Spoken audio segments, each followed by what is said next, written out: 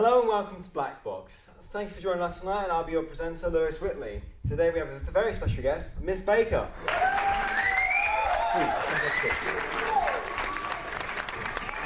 Thank you for joining us tonight. So, can you tell us a little bit about your family history? My family history is really very interesting. We have quite significant history about the Second World War. I would consider myself very European, as my father is half German, half English, and my mother is Belgian. So we're very European in our family. Okay. So you said they had quite a lot of significance. Can you elaborate on it? Yeah, absolutely. So we'll take the German side first, maybe. Yeah. During the Second World War, my grandmother, her father was a chief of police in her town, and he was asked by the SS to join the SS, which he refused.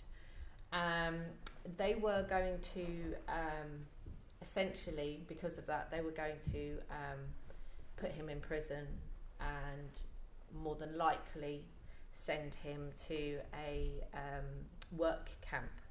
My great-grandmother went to plead with the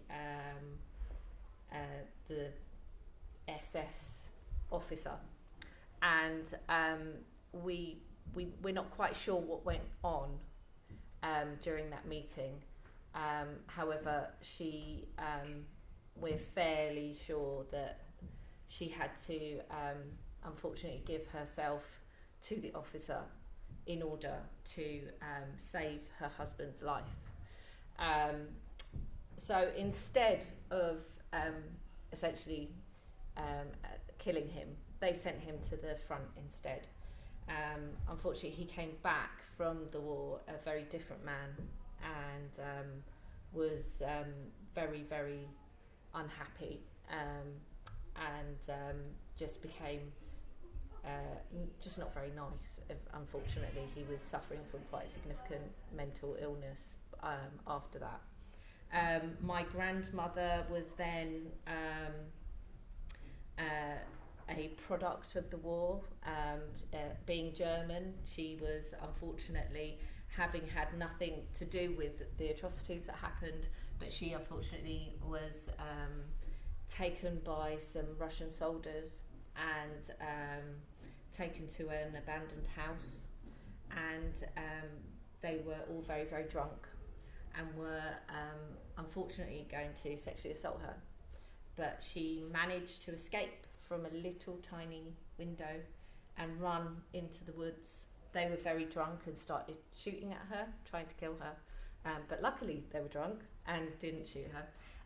And she was in survived in the woods for 3 days, eating berries, trying to avoid this group of Russian soldiers, and was found by my grandfather, who was a British soldier, medical soldier, and he saved her. He brought her back, he looked after her, and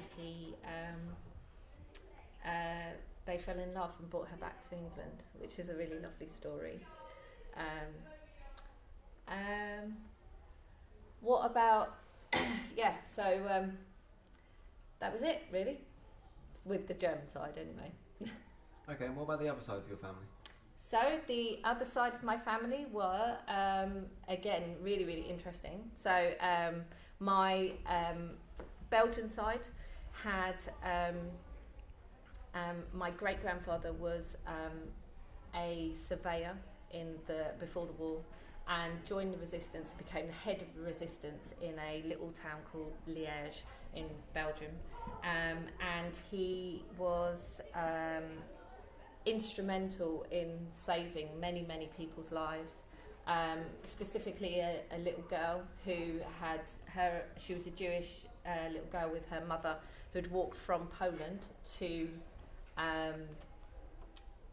Belgium, and the Red Cross found her and put her into the my great grandfather's house, and they passed her off as a cousin. So she's still living today. So she survived the war. Her mother survived the war as well. She was put into hiding somewhere else. So they survived, and so she still lives in Belgium right now. So that was a really happy ending to that story. But unfortunately, the family were essentially, somebody told the army that they were hiding some Jewish people in their house. And we have a letter at home which basically is telling them, you need to get rid of this family. And so they did.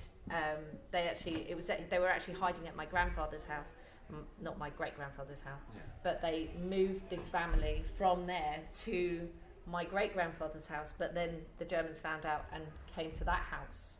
They raided the house. They looked through the house, and my grandmother, who was this little disabled lady, stood in front of. There was a young soldier, and he wasn't SS or anything like that. He was just a young German soldier. And he stood in front of the attic and was about to go in. And my grandmother stood in front of the door and said, "No, my grandmother's asleep in there, and you're going to wake her up, and she's very ill. Don't you dare go in." And for some reason, he didn't go in, which basically saved the entire family's life. I wouldn't be here because she would have been sent to a concentration camp and more than likely would have died. Unfortunately, they took my great-grandfather and they tortured him and tried to find out about all the different people in the resistance. But he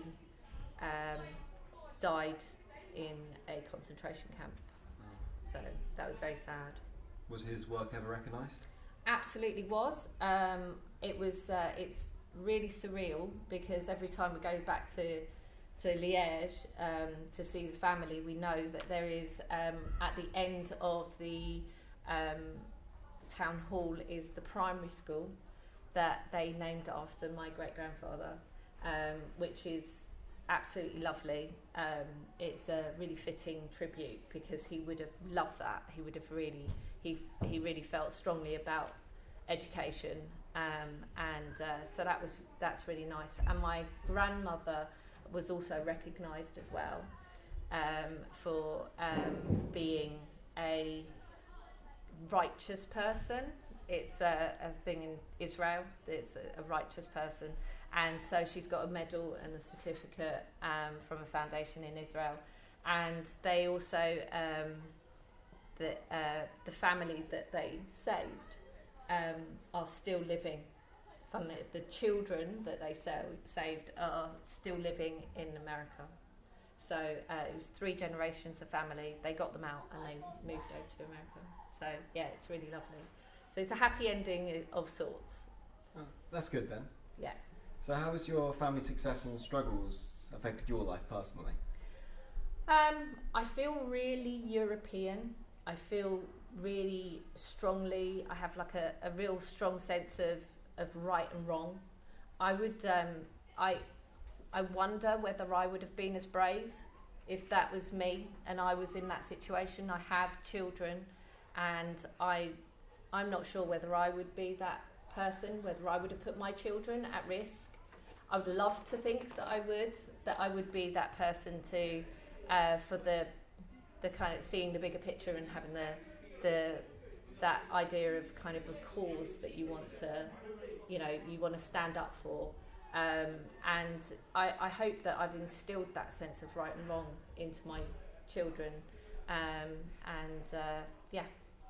So it's lovely to feel very European. Okay. Right. Well, thank you, but that's all we have time for today. So, thank you all for joining us, and we'll see you this time next week.